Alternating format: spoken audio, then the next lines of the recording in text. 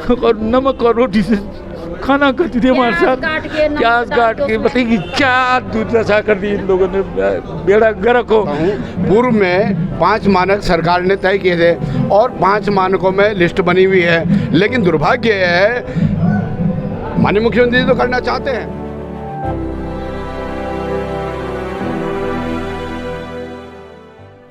दो न्याय अगर तो आधा दो, पर इसमें भी यदि बाधा हो तो दे दो केवल 5 ग्राम, रखो अपनी धरती तमाम। हम यही खुशी से खाएंगे, परिजन पर असी ना उठाएंगे। दुर्योधन वह भी दे न सका, आशी समाज की ले न सका। उल्टे हरि को बांधने चला, जो था असाध्य साधने चला। जन नाच मनुज पर छाता है, पहले विवेक मर जाता है, पहले विवेक मर जाता है। नमस्कार, मैं दिव्या पैनियोली और आप देख रहे हैं नेशन वन। सबसे पहले आप सभी को उत्तराखंड स्थापना दिवस की बहुत बहुत शुभकामनाएं। और आज हम मौजूद हैं शहीद स्मारक पर, जहां पे हम आंदोलनकारियों से बात करेंगे कि उत्तराखंड को उत्तर प्रदेश से अलग करने पे उनका क्या क्या योगदान रहा। तो आइए बात करते हैं आंदोलनकारी से।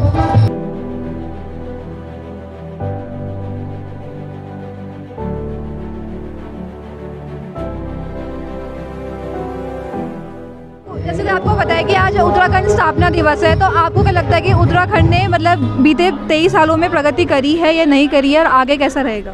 उसमें मैं सबसे पहला स्थान दूंगा हमारे श्रद्धेय स्वर्गीय नारायण तिवारी जी। उनकी एक बहुत बड़ी सोच थी। उन्होंने हालांकि कुछ आंदोलनकारियों के खिलाफ पहले बोला था, लेकिन उन्होंने अपने आप को इम्प्रूव किया, महसूस किया कि मैंने बहुत गलत बोला। मेरी बात हुई थी तिवारी जी से, बिकॉज आई एम कांग्रेसी। ऐसा नहीं है मैंने आपने कैसे कह दिया कि उत्तराखंड हमारी लास्ट पे बनेगा, क्या चौधरी मेरे से गलती हो गई। मैंने आज के बाद न पंडित जी मैं आपको शक्ल नहीं दिखाऊंगा। उसके बाद उन्होंने सबसे पहला चिन्हीकरण का तिवारी जी ने शुरुआत किया। आज मेरे दिल की बात आपने सुनी है, मैं आपका कृतज्ञ हूँ। इस शख्स ने अपना परिवारवाद खूब फैला कर सारी जेबें भरी। एक भतरोज खान में मैं गया हूँ इसके घर, जब इसके बड़े बेटे की डेथ हुई थी, ध्यान करना जी, रात को 2 बजे पहुँचा था। तो कहता चौधरी, मैंने ठीक है सब, मैं लेकिन अपना गेम बंद करो, लेकिन अपना गेम बंद करो। चौधरी मेरे से क्या गलत, मैंने परिवारवाद ख़त्म करो। जहाँ आपका पसीना आएगा मैं अपना खून बहूँगा। मेरा नाम जितेंद्र चौहान है, जित्ती भाई के नाम से मैं फेमस हूँ। लेकिन अगर आपको नकली मैंने पा लिया, मैं आपका शक्ल कभी नहीं देखूँगा। बस मैंने 94 से घर छोड़ दिया था, 2000 में मैं घर घुसा।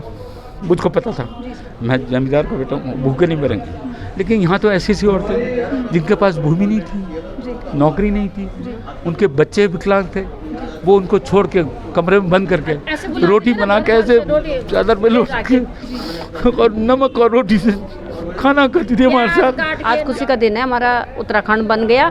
हमारे लिए हम इतने में ही खुश हो गए।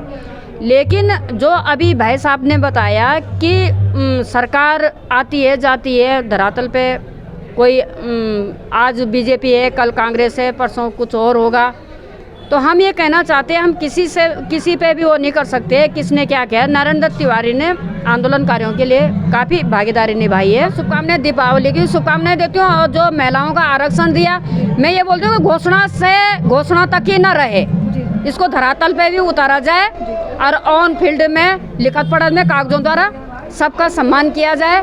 और जो चिन्हीकरण की मैं हाथ जोड़ के अभी भी विनती कर रही कि हमको फिर रोडों में ना आना पड़े, हमको फिर पेड़ में न चढ़ना पड़े, टंकियों में न चढ़ना पड़े। जो हमारी जिंदगी, हमारे बच्चे थोड़ा बच्चों के सामने खड़े हैं, ये भी हमको न गंवाना पड़े। चिन्हीकरण होना। मैं इसमें बोलना चाहता हूँ, पूर्व में 5 मानक सरकार ने तय किए थे और 5 मानकों में लिस्ट बनी हुई है, लेकिन दुर्भाग्य है माननीय मुख्यमंत्री तो करना चाहते हैं, लेकिन चंद अधिकारी हैं वो चाहते हैं कि पहाड़ की महिलाओं को फ़ायदा ना हो। जिन्होंने उत्तराखंड राज्य के लिए अपना सर्वस्व खो दिया, छोटे छोटे बच्चे छोड़ करके इस राज्य के लिए जो अधिकारी कभी एसडीएम नहीं बन सकता था, पटवारी से सीधे एसडीएम बन गए, आज अनुसचिव बन गए। लेकिन दुर्भाग्य ये है हमारी माताओं और बहनों की स्थिति जस की तस है, चाहे वो पलायन पर हो, चाहे रोजगार पर हो, चाहे वो भू कानून पर हो, स्थायी मूल निवास प्रमाण पत्र पे हो। दुर्भाग्य है माननीय मुख्यमंत्री जी, आपसे निवेदन है, भगवान बद्री विशाल, कुलदेव देवता और केदारनाथ जी का आप पे आशीर्वाद है और आप इसको राज्य को चौमुखी विकास की ओर ले जा रहे हैं।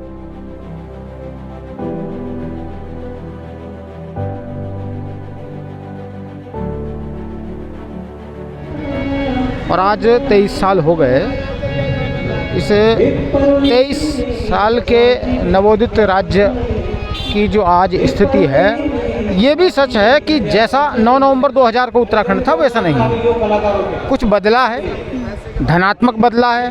जैसे सड़कें बनी हैं, अस्पतालों के भवन बने हैं, विद्यालयों के भवन बने हैं, पुल बने हैं, इस तरह कुछ विकास हुआ, लेकिन अपेक्षित विकास नहीं हुआ है, संतुलित विकास नहीं हुआ है। और हमारी जो दिशा है वो इतनी खतरनाक है कि मात्र 23 सालों के भीतर हम 80,000 करोड़ के कर्जे में दबे हुए हैं।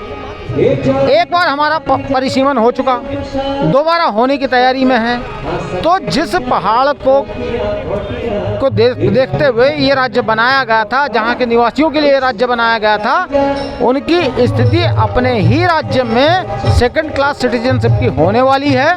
ये खतरनाक बात है, इस पर सोचने की, विचारने की और सरकारों को भी एक तो इसलिए करना चाहिए क्योंकि उनका दायित्व है, लेकिन ये समझना होगा सरकार में बैठे हुए लोगों को कि अगले परिसीमन के बाद आपकी स्थिति ये हो जाएगी कि आप ढूंढते फिरेंगे आपको कौन सी सीट से लड़ना है।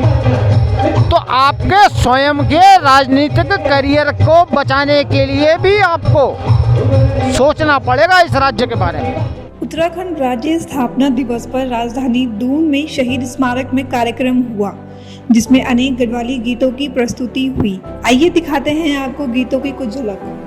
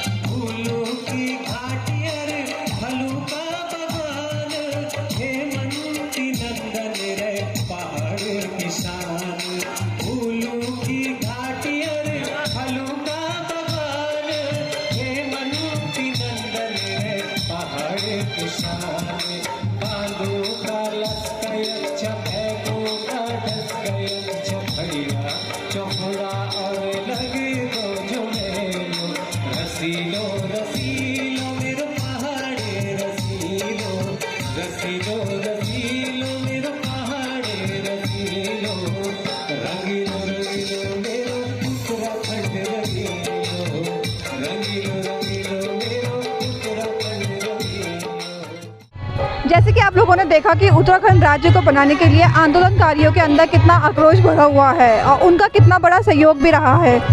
उत्तराखंड से जुड़ी न्यूज़ सुनने के लिए बने रहे नेशन वन के साथ। कैमरामैन अमन के साथ मैं दिव्या पैन्यूली, धन्यवाद।